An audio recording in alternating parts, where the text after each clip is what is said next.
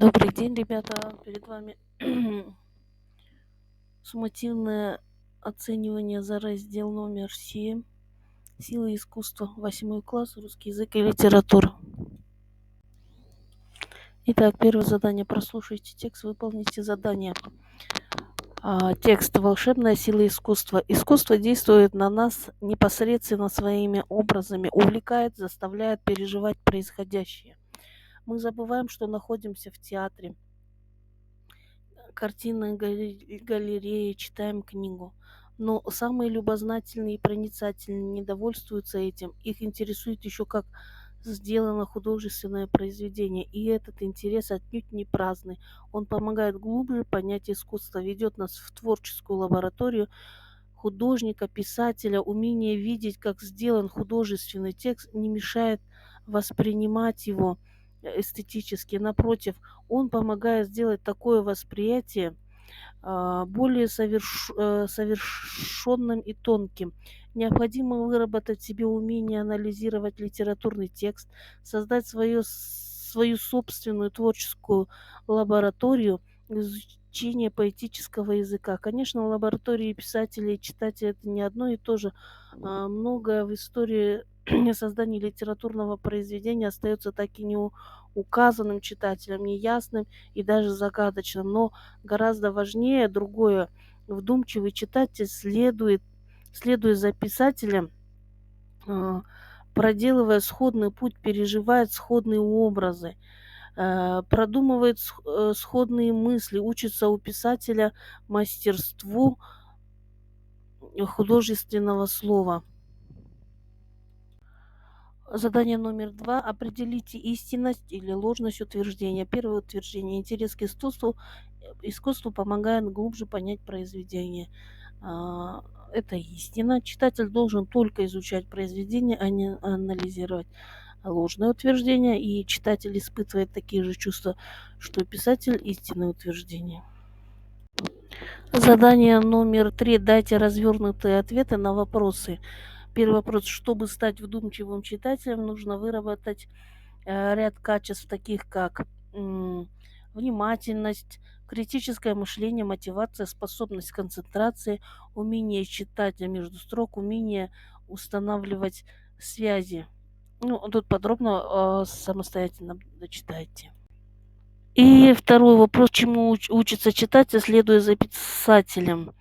Настоящий читатель, можно взять, конечно, и из прослушанного текста, но здесь как образец. Настоящий читатель – это вдумчивый читатель, то есть человек, который внимательно читает книгу, вдумывается в каждое слово.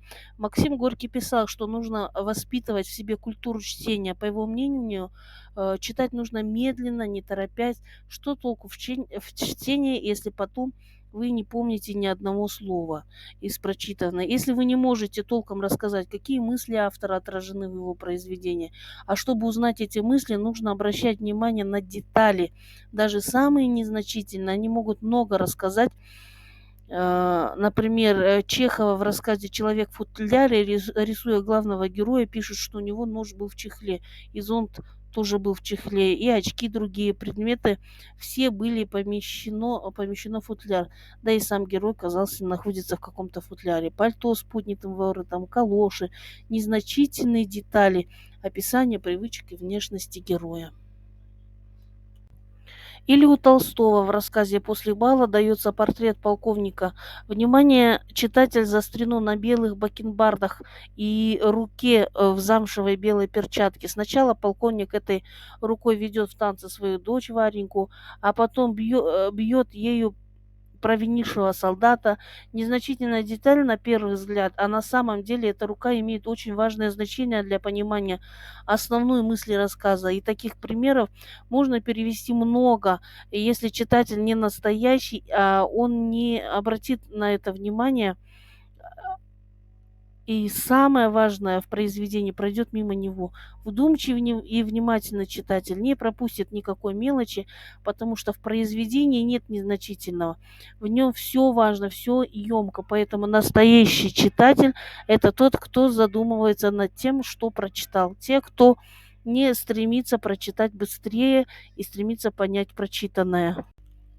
Так, задание номер 4. Рассмотрите таблицу, составьте диалог на тему «Роль музыки в жизни человека». Приведите два аргумента. Время для подготовки 2 минуты, время для выступления 2 минуты. Итак, рассмотрим таблицу результата опроса взрослых, как занятия музыкой повлияли на меня. Ну и здесь пример данного диалога. Привет, ты уже несколько лет занимаешься в музыкальной школе. Какое влияние музыка оказала на тебя? Моя мама считает, что помимо развития слуха и чувства ритма, музыка способствовала развитию памяти и математических способностей. Как это связано? Учителя в школе объяснили. Музыка формирует пространственное восприятие, учит анализировать и синтезировать. Есть влияние на гуманитарную сферу. Несомненно, музыка обогащает внутренний мир, развивает эстетическое восприятие, помогает к познавательному поиску. Заметил ли ты влияние на физические и психические качества? Конечно, музыкальное образование дисциплинирует развитие усидчивость и умение планировать, улучшает моторику, что сказывается на почерке и изобразительных навыках.